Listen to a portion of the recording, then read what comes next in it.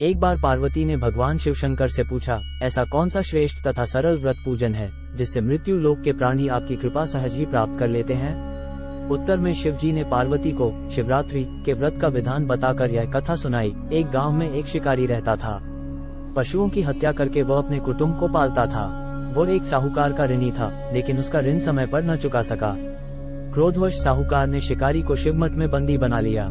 संयोग से उस दिन शिवरात्रि थी। शिकारी ध्यानमग्न होकर शिव संबंधी धार्मिक बातें सुनता रहा। चतुर्दशी को उसने शिवरात्रि की कथा भी सुनी। संध्या होते ही साहूकार ने उसे अपने पास बुलाया और ऋण चुकाने के विषय में बात की। शिकारी अगले दिन सारा ऋण लौटा देने का वचन देकर बंधन से छूट गया। अपनी दिनचर्या की भांति वह जंगल में शिकार के लिए निकला, लेकिन दिन भर बंदी गृह में रहने के कारण भूख प्यास से व्याकुल था।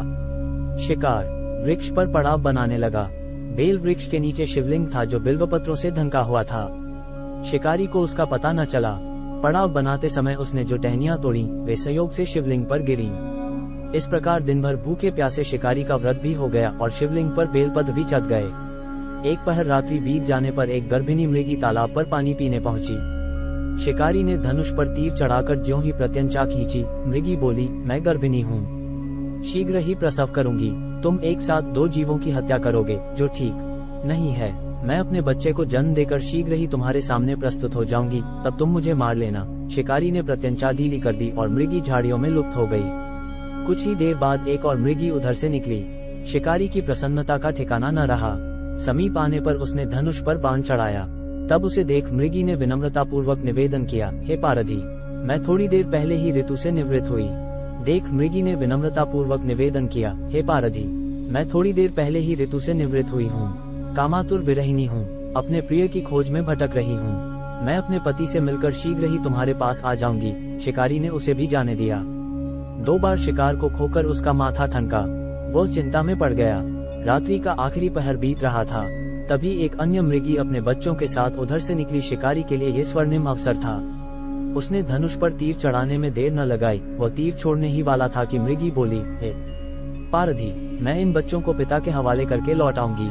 इस समय मुझे मत मार। शिकारी हंसा और बोला, सामने आए शिकार को छोड़ दूं, मैं ऐसा मूर्ख नहीं। इससे पहले मैं 2 बार अपना शिकार खो चुका हूँ। मेरे बच्चे भूख प्यास से तड़प रहे होंगे। उत्तर में मृगी ने फिर कहा, जैसे तुम्हें अपने बच्चों की ममता सता रही है, ठीक वैसे ही मुझे भी, इसलिए सिर्फ बच्चों के नाम पर मैं थोड़ी देर के। मृगी का दीन स्वर सुनकर शिकारी को उस पर दया आ गई। उसने उस मृगी को भी जाने दिया। शिकार के अभाव में बेल वृक्ष पर बैठा शिकारी बेलपत्र तोड़ तोड़कर नीचे फेंकता जा रहा था। पौ फटने को हुई तो एक हष्ट पुष्ट मृग उसी रास्ते पर आया। शिकारी ने सोच लिया कि इसका शिकार वो अवश्य करेगा। शिकारी की तनी प्रत्यंचा देखकर मृग विनीत स्वर में बोला, हे पारधी भाई, यदि तुमने मुझसे पूर्व आने वाली 3 मृगियों तथा छोटे छोटे बच्चों को मार डाला है तो मुझे भी मारने में विलंब न करो, ताकि उनके वियोग में मुझे एक क्षण भी दुख न सहना